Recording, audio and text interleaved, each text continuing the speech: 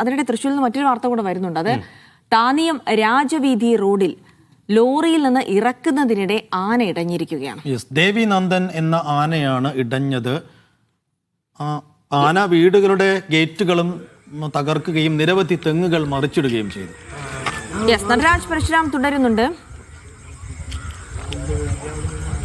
നടരാജ്, ഈ ആന വലിയ പരാക്രമമാണ് ആ പ്രദേശത്ത് കാണിക്കുന്നത് എന്ന് മനസ്സിലായിട്ടുണ്ട്. ആനയെ തളയ്ക്കാൻ സാധിച്ചിട്ടുണ്ടോ? എന്താണ് സംഭവിച്ചത് അവിടെ?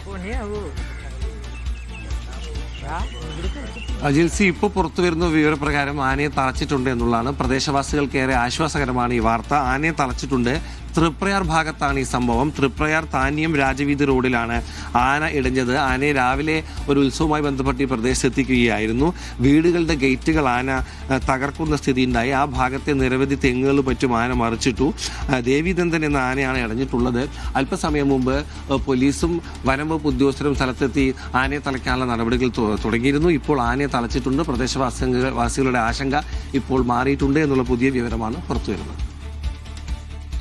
ശരി, അങ്ങനെയാണെങ്കിൽ ആനയെ തളയ്ക്കാൻ കഴിഞ്ഞു എന്നുള്ളതാണ്. ഈ പറഞ്ഞ പോലെ സൈഫ്, ഒരിടക്കാലത്ത് ഏറ്റവും അധികം കേട്ടിരുന്നത് ഈ നാട്ടാനകളുടെ അവർക്ക് മതമിളകുന്നതും ആക്രമിക്കുന്നതായിരുന്നു. അതിനൊരു ചെറിയൊരു കുറച്ചൊരു കാലത്തേക്കൊരു ഇത് ഉണ്ടായിരുന്നു, നിന്നിട്ടുണ്ടായിരുന്നു. പക്ഷേ ഇതപ്പോൾ വീണ്ടും ഇങ്ങനത്തെ ഒരു കാര്യങ്ങൾ തുടങ്ങിയിട്ടുണ്ട്. അപ്പോൾ നാട്ടാന പരിപാലന ചട്ടമൊക്കെ പ്രത്യേകിച്ച് നടപ്പിലാക്കുന്നു എന്ന് നോക്കാനൊക്കെ തുടങ്ങിയ ശേഷമാണ് ഇത്തരം കാര്യങ്ങളിലൊക്കെ ഒരു കുറവ് വന്നിരുന്നത്.